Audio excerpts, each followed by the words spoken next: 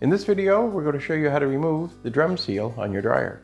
So to remove the part, we're going to need to, on this model, raise the top. To do that, first thing we do is take out our lint filter. On your model, the lint filter may be mounted down inside the front opening of the door, in which case you don't have to worry about it at this point. But for this one, we'll take it out of the way. And we also have two screws here that we need to remove in order to lift our top. They're just Phillips head screws. Some machines, they might have had a 1/4 inch or a 5/16 head, but for this one today, they're Phillips screws. So we'll take those screws out and we'll just set them aside for later. Now in this model, in order to lift the top, which we have to do in order to remove the front panel, we need to use a putty knife, just a thin bladed style putty knife. And there's latches on either corner. And so to find those, we're just going to insert our putty knife between the front panel and the top and just slide it back and forth. And that'll locate one latch, and the other side gives us this latch. So now that we know where they are, we're just going to take our putty knife, push it into place, apply a little bit of pressure, and we do the same thing on the other side, and that'll allow us to lift our top. Now, if your model is a style that doesn't have the console up above, your controls are in the front, then your top panel will come off just with a couple of screws at the back, and you'll be in the same spot that we are now. This model actually has the door switch connected to the front panel up here in the top corner. Other models may be over on the other side, or it might be very well in the middle. But in either case, wherever it's situated, there will be a wiring harness that connects it. So we'll want to undo that. This one is just simply has a tab that you just lift up with your finger, and then you can separate the two.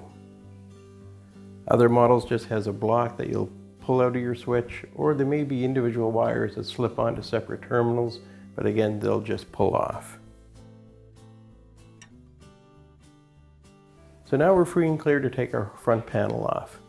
To do that, I'm just going to need a 5/16 nut driver.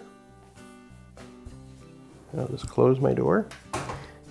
And up in the top front corners on both sides are the screws that I'll get at from this direction. So we'll just take this screw out. And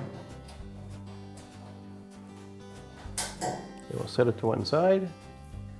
And then we'll take the one out of this side.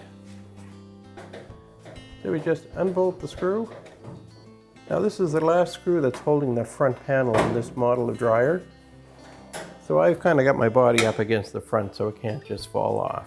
So now that I have the screws out of the front panel, I'm now able to remove the front completely. So I'm going to just move it out of the way, hold onto the front with my left hand. I'm just going to hold onto the drum here with my right, and then just pull the front off.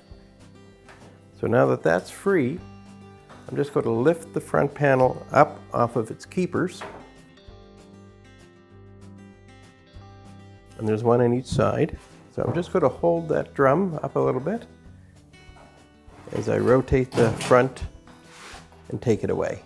So to release our belt, the easiest way to do it is just to come in with both hands. I'm just going to lift up, taking the tension off the belt by lifting up the idler pulley.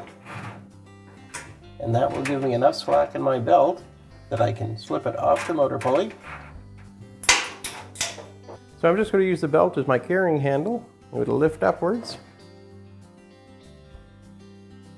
and use the belt to help bring the drum out of place. So to take the drum seal off, they're glued on. You just need to apply a little bit of pressure and release just to release the glue. You may find in some spot it's already been released, and that's why you're having to replace it. But once you've got it started, you can just pull it off.